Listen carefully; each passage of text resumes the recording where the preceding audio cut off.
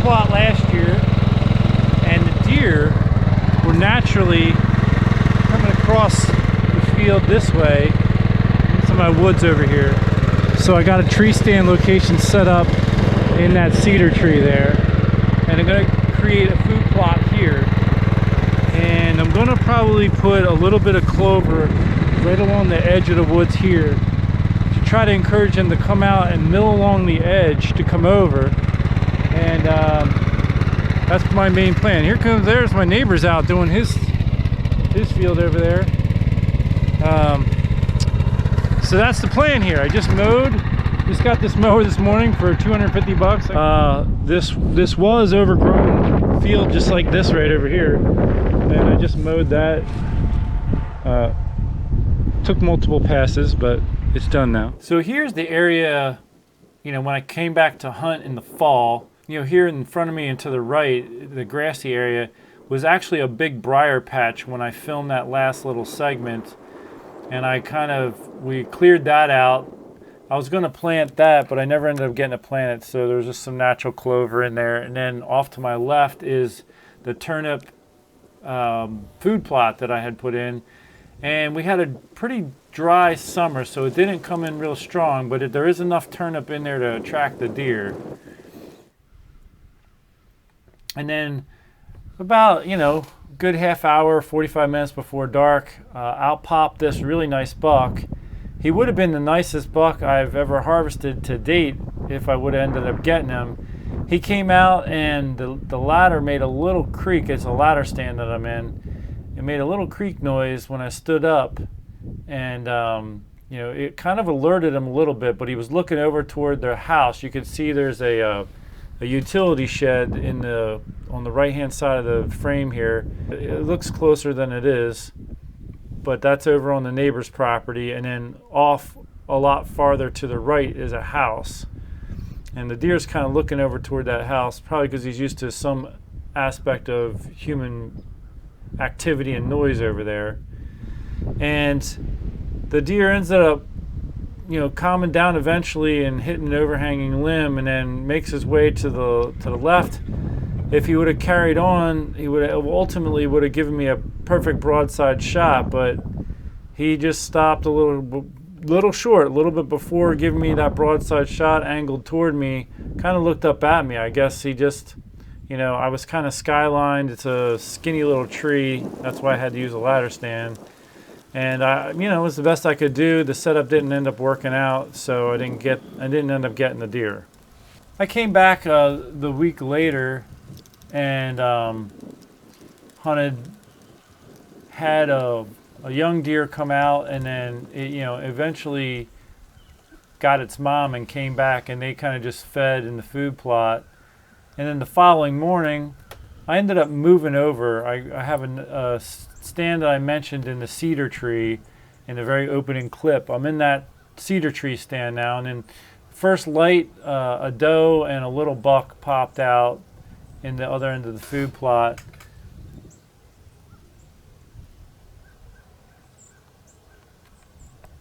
And then a little while later, a doe came working her way through the food plot toward me, and she ended up kind of walking where I walked in, and she could just smell where I walked, and she wasn't a fan of that. A little while later, a decent 8-pointer popped out, and I did draw back on him. I wasn't sure if, I wanted to shoot the deer or not. So I was like, okay, if he gives me like the perfect broadside shot, I'll take it. Otherwise, I'll just let him go. And there was a couple times where, I thought about, the shot angle.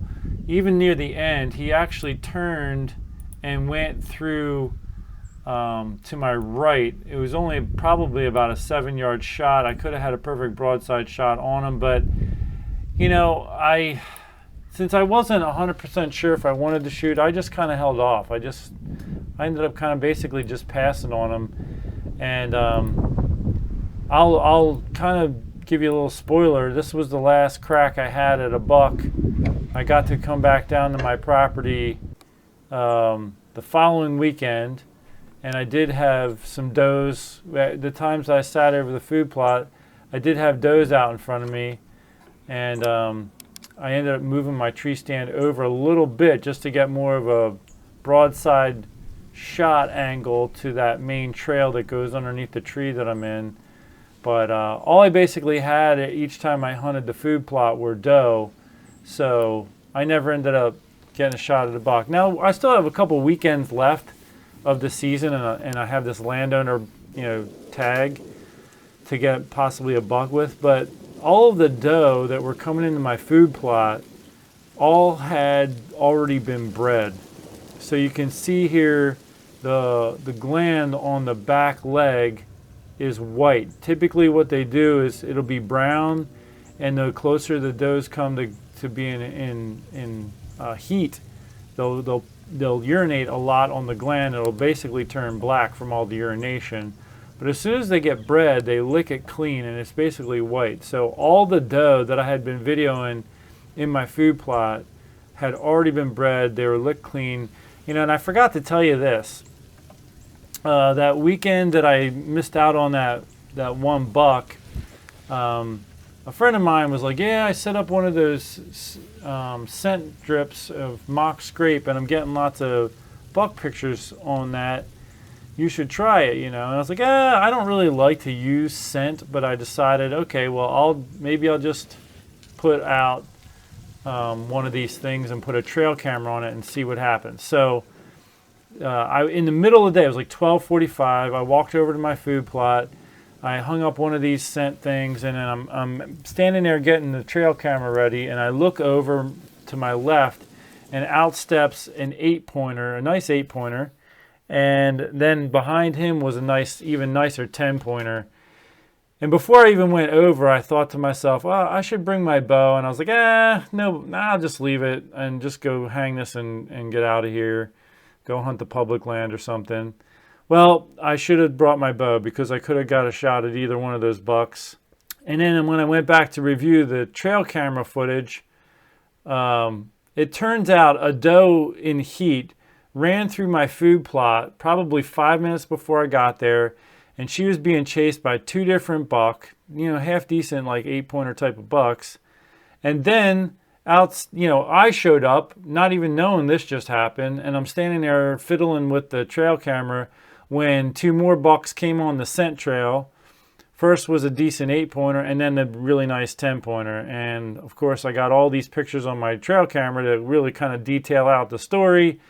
The moral of the story is I should have brought my bow, and I did not. So here's the buck I missed out on. And at this point in the season, like I said, I still have a few weeks left, but it's just a lot of strain driving that far. So I decided I'm just gonna call it quits for right now, spend time with the family, and then wait till the late season and go out doing late muzzleloader around my house. So I'm Sean McVay, Sean's Outdoor Adventures. I want to thank you for tuning in to this video. Until next time, take care and God bless.